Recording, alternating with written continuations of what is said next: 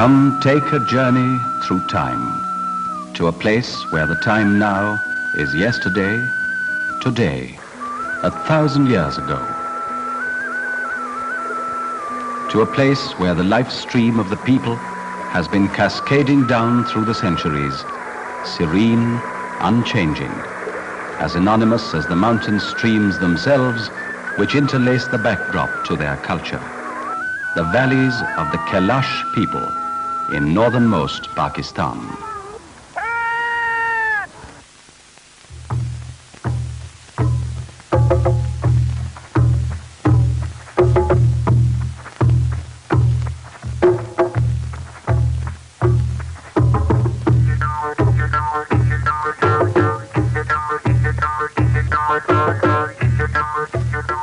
There are now only legends as to whence they came.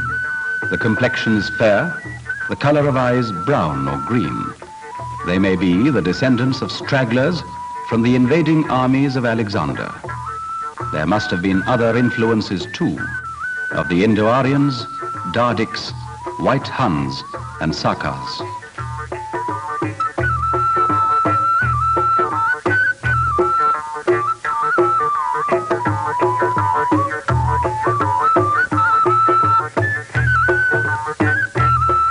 The Kalash people have their home in 3 valleys lying between the Karakorums and the Hindu Kush at a height of about 6,000 feet. Their sheltered lifestyle has endured the ebb and flow of stronger cultures away in the plains below them. They number no more than 3,000 to 5,000, living in 3 adjacent valleys, Barir, Bamburet, and Rambur.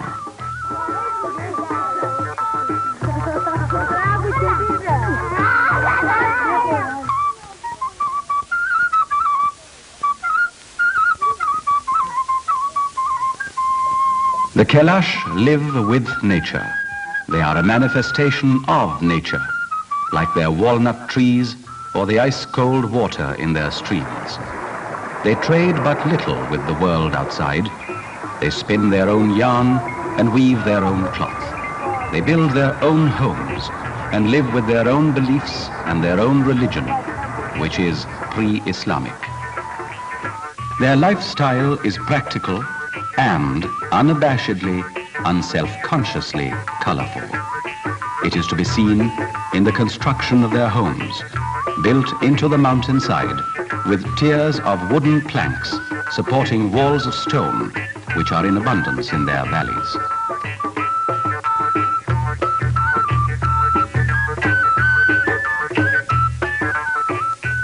It is there in the engravings with which they adorn their doors and their beams.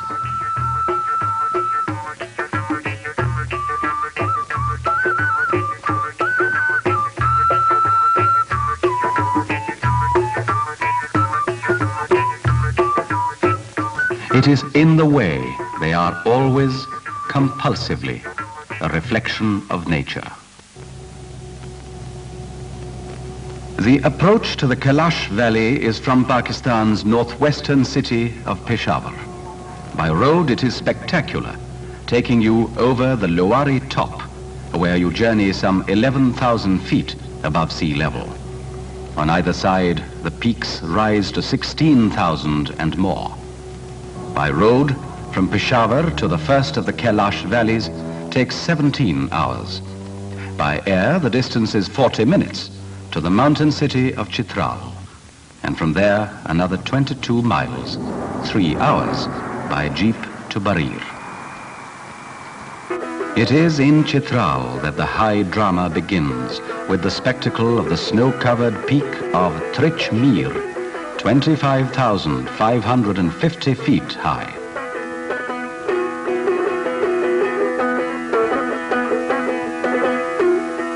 The name Chitral itself is evocative for those who know Pakistan.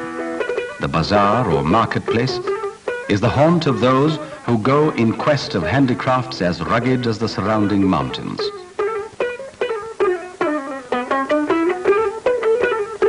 Or else it is the halting place of those who seek this eastern gateway to the Kalash Valley.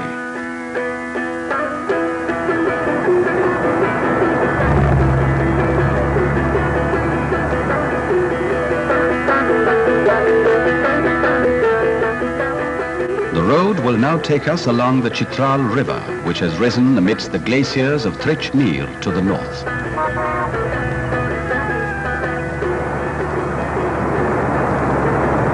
In these lower regions of this river valley, we will pass under towering walls of rock and clay.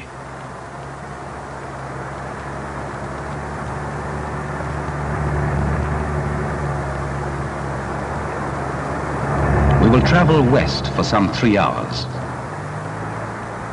Here we will work our mental transition.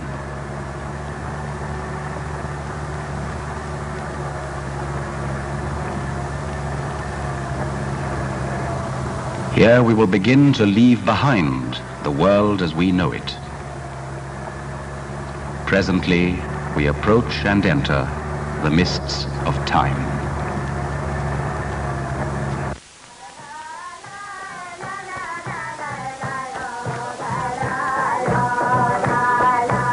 Fortunately for us, the jeep will only take us to one of the 3 valleys. The other 2, Bamboret and Rambur, we have the privilege of approaching on foot.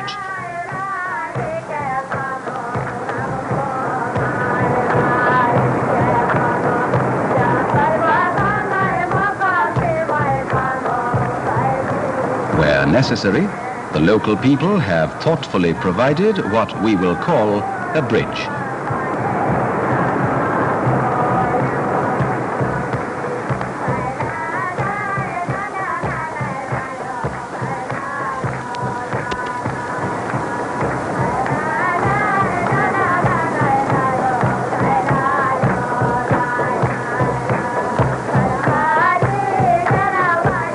Pleasures of discovery lie always in the way you approach it.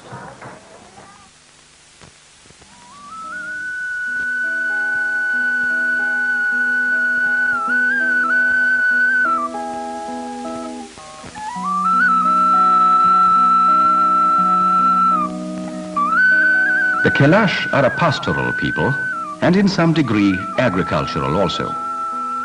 They use their cattle to plough their terraced fields and, with a plenitude of water, have devised ingenious means of irrigation.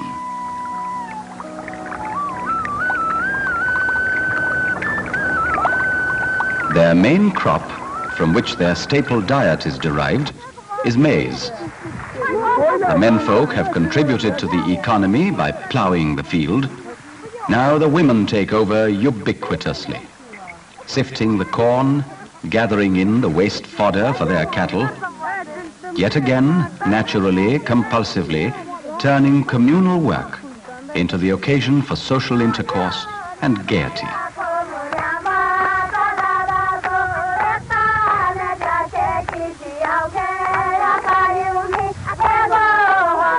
Everywhere in the Kalash valleys you will see women thus at work, and everywhere and always you will see their persons thus adorned. Their headdress, made from cockle shells and buttons and tinkling bells and beads, may weigh from 3 to 5 pounds. The burden is joyfully carried and with panache.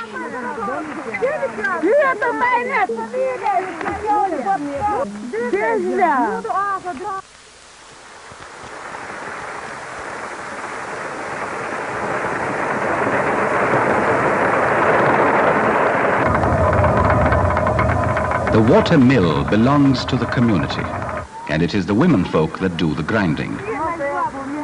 The water runs all the year round, and so does the water mill. Yet, another of the delightful and indeed Epicurean customs of the Kalash women is to grind the corn fresh for every meal. The diet of the Kalash people is mostly corn flour. It is mixed with water and baked on a rough iron plate.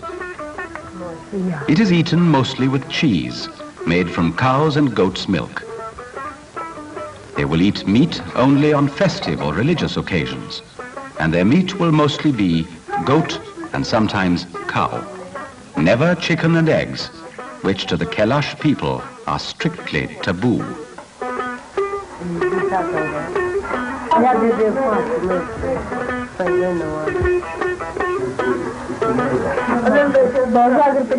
The women cook, but only the men may serve, to both family and friends. No oil or fat of any kind is used in their cooking. Even their meat is boiled only in water, with salt and sometimes spices added.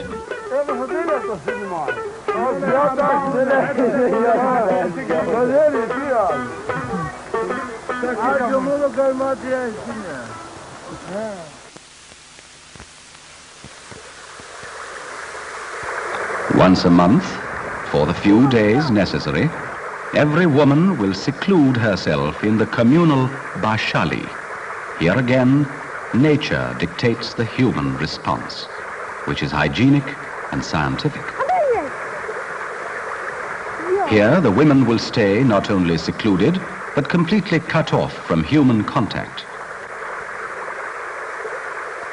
Relatives will bring their food, but may not touch them. The one will place the food on the ground, the other will carry it away.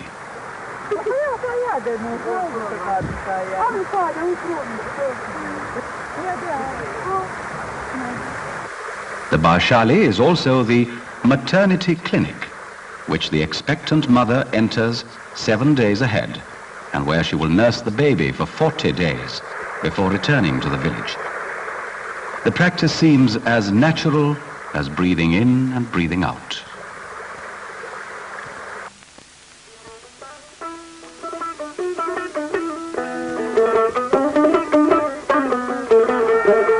The sheep is the Kalash's most important companion through life, providing the wool for their clothes as well as milk for their cheese.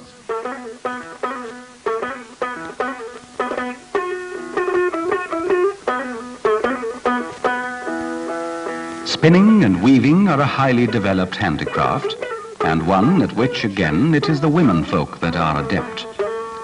From the wool, they weave shawls and blankets, and the long dresses which the women folk wear in winter, always dyed black, and the men wear in greys, browns, greens, and blues.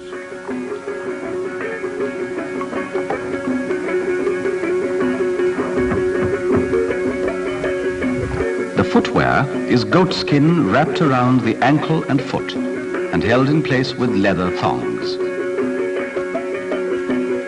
The Kalash grow no cotton, and this is one of the few articles they acquire in trade down in the city of Chitral. From this they weave their own dresses for the summer months and their belts and other articles of adornment. The women never cut their hair. Detached strands of hair are considered unclean. So the women keep their own combs in separate little holes in the rock by the side of the streams, never at home. Every 3 days or so, another social ceremony. Again, hygiene dictates. This, of course, is a part of the river out of bounds for men.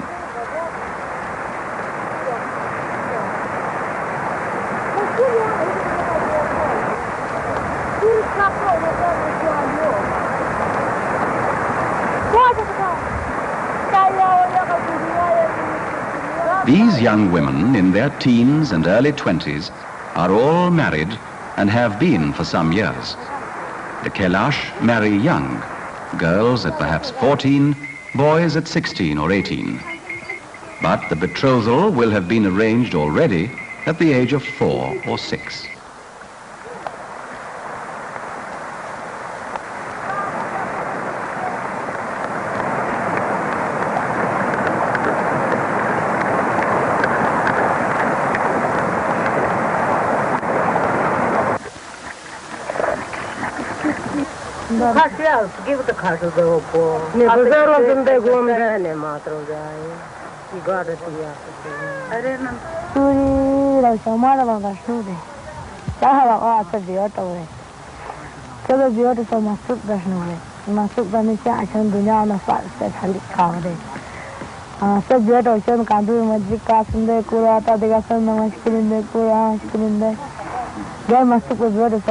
We take the horn of the goat and heat it in the fire, says the young woman.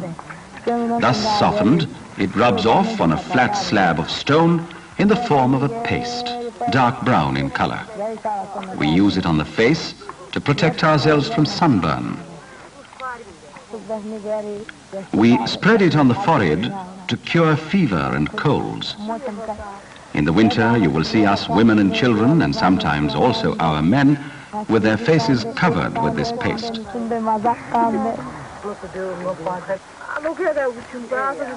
Thus, frequently using it, we also naturally learn to apply the paste decoratively.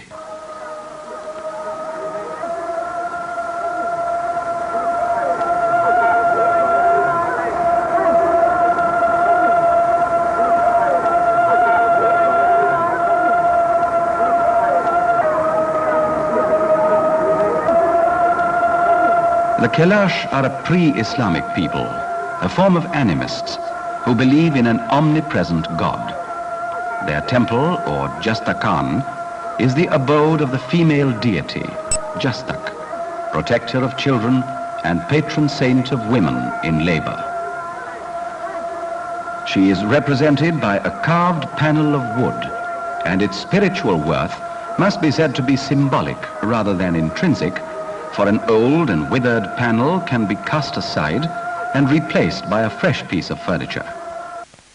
From birth to death, Kalash customs belong peculiarly to themselves. This is their graveyard, Mandao Jiao, place of many coffins. In earlier times, they buried their dead in wooden coffins left above the ground with all their clothes and ornaments on them. No one may enter this grove unless to bring in a coffin or erect an effigy. Effigies are carved in wood, a symbolic reincarnation of the departed soul. They may be erected only for men, and not all men at that. Outstanding feats of valor or wealth within the community in terms of cattle and sheep are the criteria for eligibility. And then, the effigy erected, a feast must follow. Death is not an occasion for sorrow, for it brings a release from the travails of life.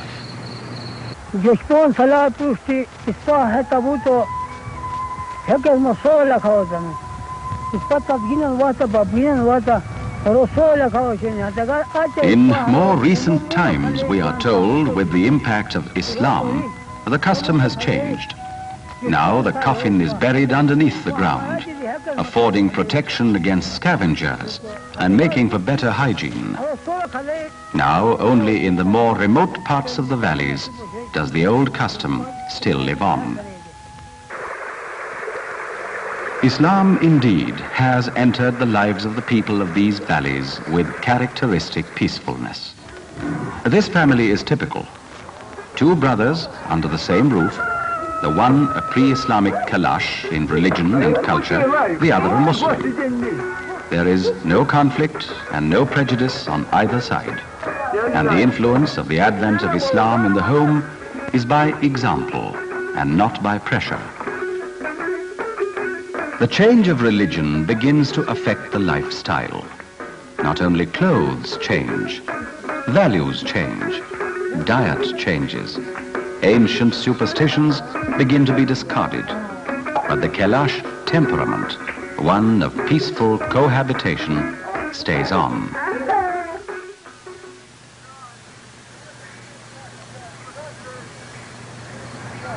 The milestones of life are never allowed to pass unsung in Kalash. The occasion may be one of their 2 or 3 religious festivals, or equally a birth or a marriage, or death. The venue on these occasions is the Saji Gaur, an open-air temple of sorts, and open only to the menfolk. The occasion is celebrated as a feast. And these are the only moments when the Kalash eat meat.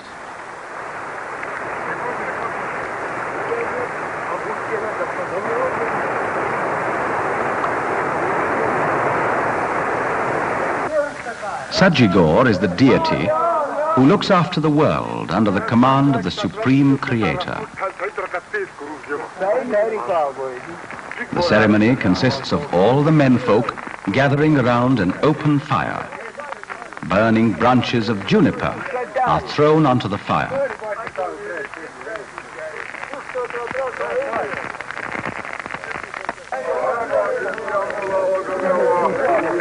A goat is sacrificed, and its blood is sprinkled on the flames and on the altar.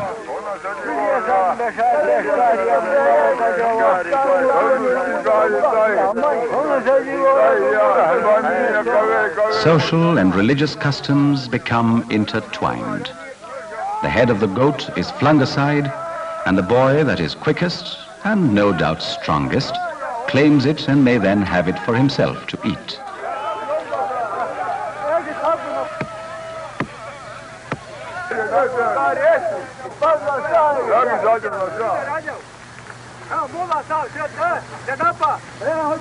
The horns are then hung up from the branch of a holy oak tree within the Sajigor as a sign that the sacrifice has been made.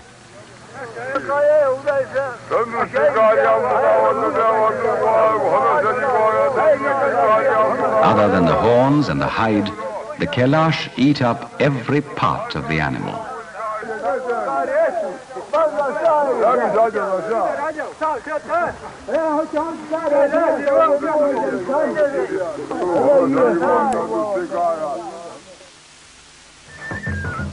Around mid-December come the first snows to the lower slopes of the valleys.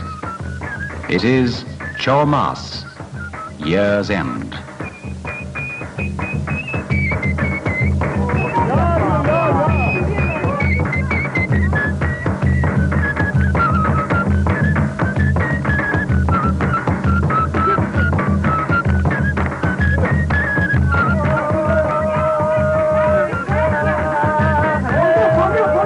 It has been another good year. The families have flourished, the crops have been good, the harvest generous. It is time for Thanksgiving and celebration. The Kalash, after all, being happy, are a grateful people. One year has ended, the next must now begin. We bring our children to the Jastakan, to the goddess Jastak, so that they may be blessed by her in the year that lies ahead.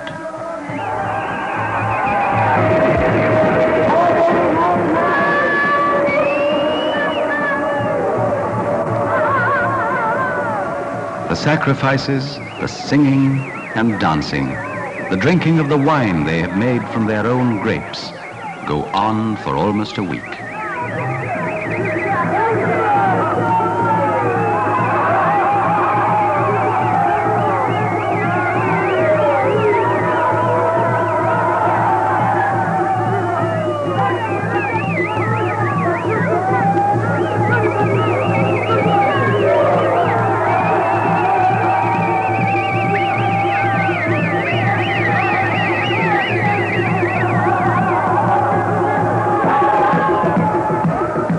Quest for the carefree life, the Kalash indeed are a tireless people.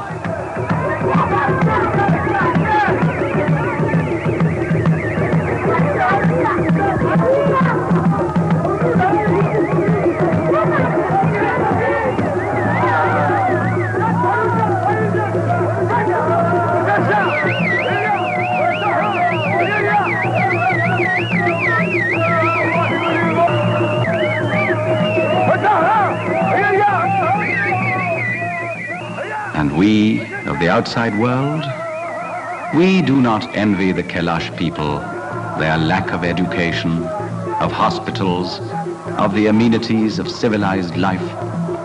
We hope that they will have these soon. But we also hope that in acquiring these, they will not lose their innocence and their oneness with nature. For these attributes, it is we of the civilized world who envy them, the people of Kalash.